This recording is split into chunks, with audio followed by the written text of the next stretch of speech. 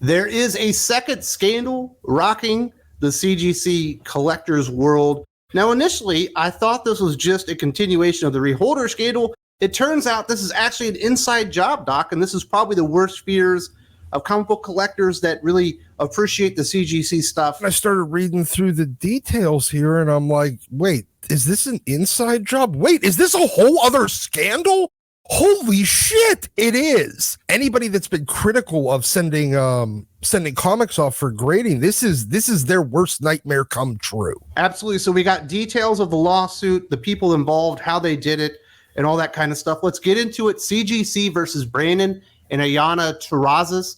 This is a civil action brought against two employees who abused their roles and privileges at CGC, including inter alia, converting customers' property, selling collectible materials in violation of CGC policies, and printing CGC labels bearing CGC's name and trademarks in order to improperly label lower-graded collectible products as higher-graded collectible products with the goal of deceiving innocent members of the public in exchange for ill-gotten profits. As somebody that's submitted to CGC in the past, you are going off of reputation. So you didn't kind of have a lot of fear of sending your book off, letting it be handled by strangers, having it out of your sight for weeks and months on end because of the turnaround times at CGC, which have never been all that great, with the promise that you will get your exact book back with an objective grade on it. Now we're finding out this couple were swapping books in, stealing other people's books and replacing them with lower grade copies, printing their own labels, basically running a counterfeiting scheme out of the CGC offices. The control that they had on it to prevent against this was, well, you're not allowed to sell if you're an employee. You're not allowed to vend comics. And they thought that that was a sufficient control here.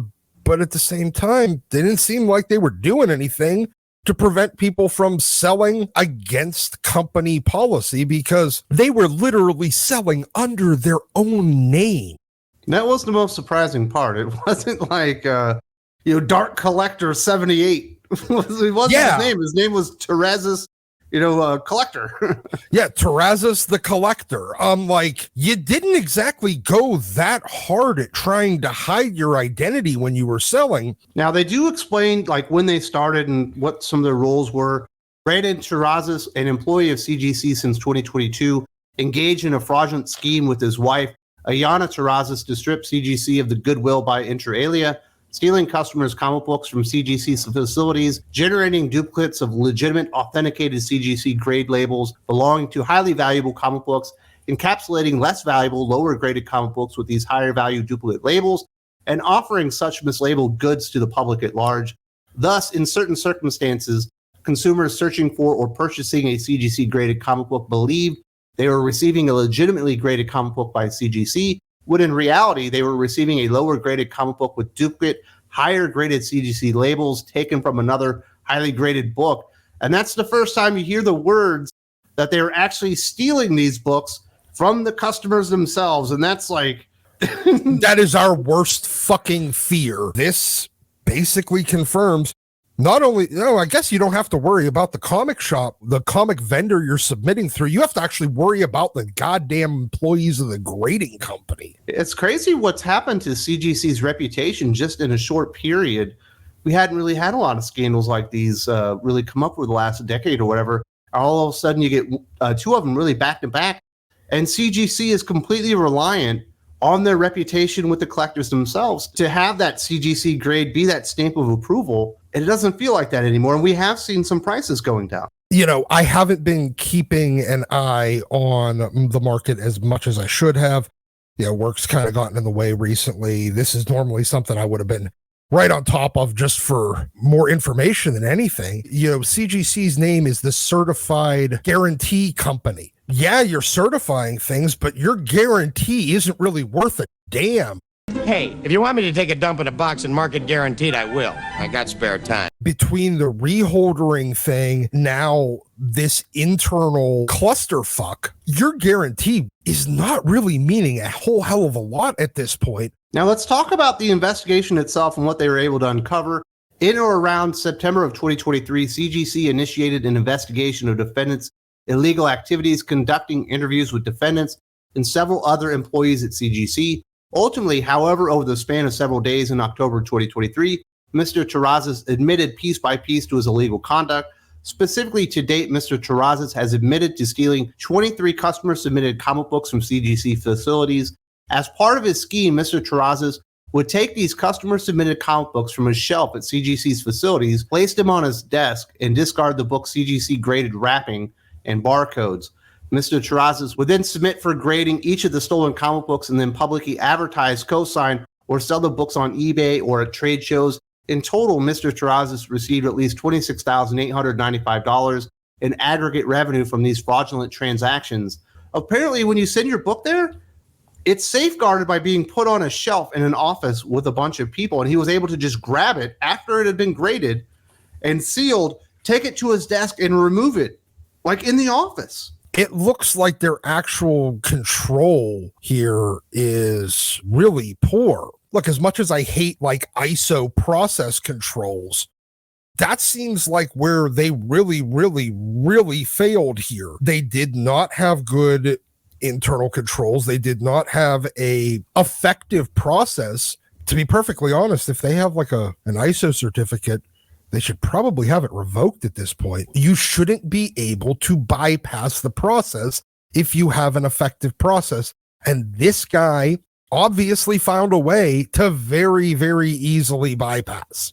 Not only bypass the process, take a graded book, remove it from its wrapping in the office, probably not in plain sight, but certainly where he could have been caught, wasn't worried about that. Why was that not a worry or concern for him? But also being able to create fraudulent CGC labels that passed as real life. Like these are major violations of protocol. Yeah, I mean, you would think that their printers, they would be only a limited number of people that have the ability to print labels, that it would track every label printed, that if you were duplicating an existing label, you have to have a supervisor's approval and you have to explain why you need a duplicate label printed here. These are things that should be in place at something like this, in a business like this, that obviously were not. What did they do with the people whose books were stolen? They're just like, yeah, we lost it. We know that we graded it. It's logged. We got the barcode, but we don't know where the book went. Yeah, I don't know. Like that's the thing. I have not heard of CGC just kind of lost my book. I feel like that would have been something that is a bigger deal. Or what does he do? Does he go then on eBay, buy a raw, bring it in? It doesn't sound like that. It sounds like he just stole the ones that were there. Yeah. Took the wrapping on it, resubmitted it for grading as his own, and then sold them on the aftermarket. Exactly. So how did they explain to the people that actually submitted this book where their book went? I guess there's a good idea or a good chance that maybe they missed 23 books and like, oh, people are stealing here. And maybe that's what kicked in the external investigation. Distinctly possible. Like, when one book kind of gets lost, oh, well, we got it up to this point. It left. Did he dummy the records, like the shipping records, even to say that it left the facility and then put it on USPS or FedEx or UPS and, just have the customer collect the shipping insurance for it? Is that what happened? We do need to talk about his wife, Doc, because this part's interesting as well. Yes. Ayana Terrazas, Brandon's wife and co-defendant, also working as a full-time employee at Certified Collectibles Group in the eBay department, which performs authentication services for trading cards. She represented the company at trade shows and conventions where she received collectible items, including comic books. Upon information and belief, Ayana Terrazas assisted Brandon Terrazas with averting, marketing, and offering for sales and selling certain purportedly CGC-graded comic books and covers on eBay under her seller name Omni Collector, as well as under her husband's name, Terrazas the Collector. As of the present date, the account Terrazas the Collector is no longer active in eBay, but Omni Collector remains active despite CGC's policy against selling collectibles. Ayana Terrazas offered and continue to offer CGC-graded comic books for sale on eBay under the account name Omni Collector. So if you've seen that name, I would not trust that source. But it sounds like his wife was helping him get rid of it in the aftermarket. Now, it's not exactly clear exactly what, I mean, other than the fact that she moved books for him, how much she was aware of exactly what he was doing, but it's his wife. I can almost guarantee she was completely aware of everything that he was engaged in. Since she was a part of the eBay department, she would have known the measures in place to prevent these kind of things and would have helped him be able to get around it pretty easily.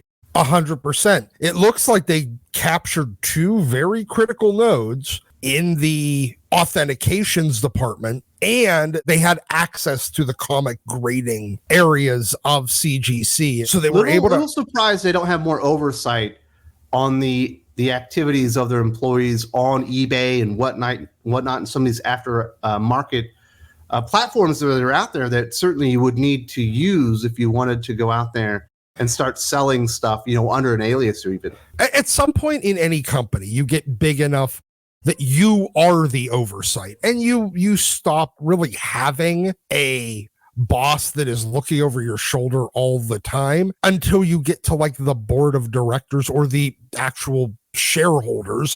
And that's the point. But it seems like even just on a managerial level, I don't know who the department managers for either of these two people were, but holy shit, they need fired too. And they probably should be held somewhat liable for failure to supervise, because there's absolutely no way either of these people should have been able to go for as long as they did, do as much damage as they did, with as many different books and assume possibly even cards as they did, and nobody even raise any questions until that third party investigator was involved. Absolutely crazy stuff what's going on with CGC. Now, Doc, this is going to go up on the YouTubes, but it's already on the Patreon, on the Unfiltered podcast that we do, where it's the entire conversation. It ended up being about 25 minutes. Obviously when it hits YouTube, it'll be about 13 minutes, because Doc has so much information. I actually have to cut some of it out, for the YouTubes. Try to keep it brief where possible, but no, I don't. What the fuck am I talking about? I never keep it brief. That's why you got to come over to the Patreon. There's always more information. And this whole thing, this is a clusterfuck for the fucking record books.